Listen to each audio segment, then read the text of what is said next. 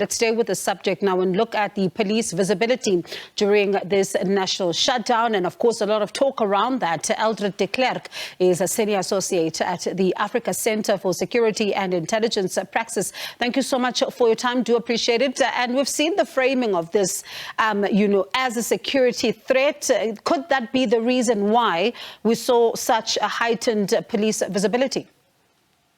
Absolutely. Unfortunately, when the certain parties chose to take the EFF to court, what they were saying is that the assertion was that when the EFS protests, violence is not an anomaly, it's a feature of their protest. Now, whether that's true or not, what that did was engender in us as citizens a fear and maybe some level of trepidation that today could in fact be violent.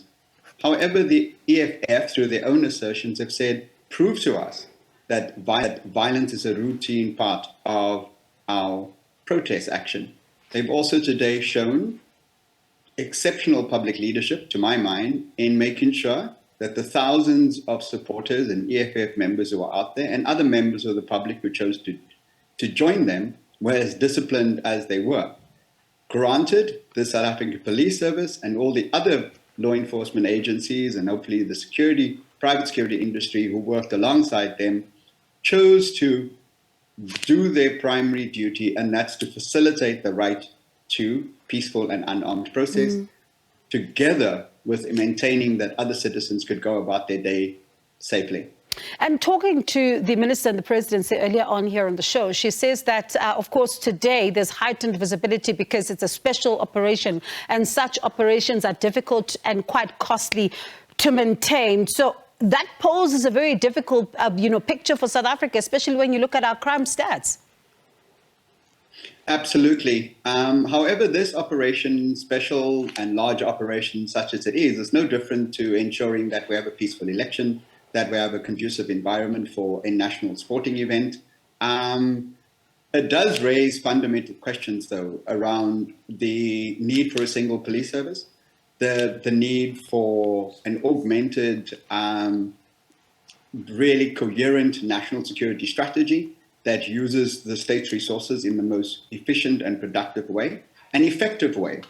And so we do have questions to answer, and we hope that Parliament reviews what has happened today, review this integration that the police has shown that they are capable of through net joints, and to then impress upon the police through our public representatives that this should continue going forward in dealing with the crime and violence that's so endemic in our country. Exactly. And apart from, the question around the single police service and a more coherent one, what would be some of your questions? Because when one looks at net joints and what we see today, we ask ourselves, where are these police officers on a daily basis?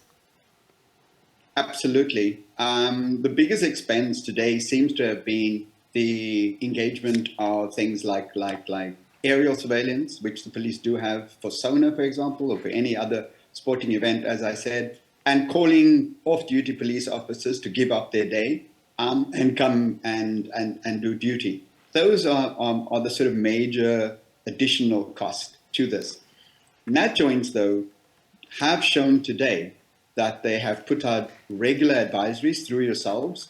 They've also stepped up and had uniformed corps of officers take responsibility for explaining what they're going to do today, for explaining their priorities, and for fronting the plan from nat joints. The minister has stood out of that. Yes, we've seen the minister, but largely it hasn't been about the minister today. It's been about the police and the law enforcement agencies. We hope that continues today.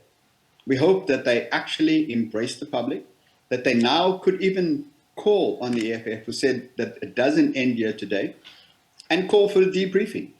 This is what the Regulation of Gatherings Act calls for, that they now can go to the organizer and say, hey, we've had this day, we've worked together, how do we ensure that this happens going forward? But given what we've seen, pardon me, Mr. Klerk, for coming in there, apologies. But given what we've seen play out, I mean, sometimes we see it, even tensions at the upper echelon, sometimes we even see quite a lot going on. Is it a possibility, though, of a continuity?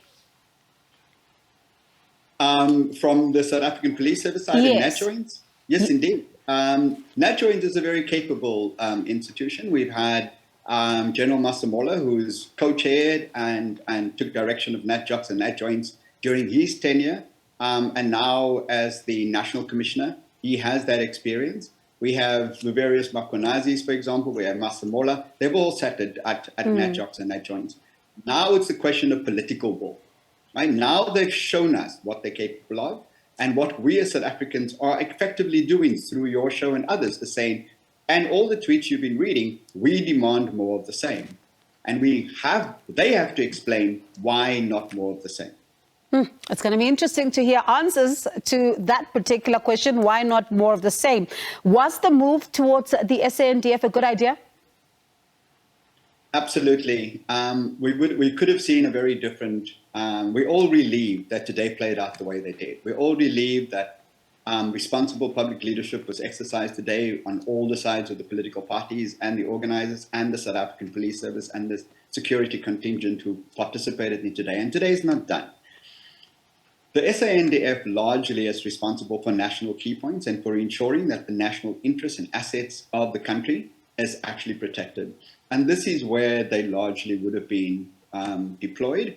And they would have been deployed to ensure that they complement what the police is doing. They don't take over the policing responsibility, and that they ensure that they then free up the South African Police Service to show what they're capable of.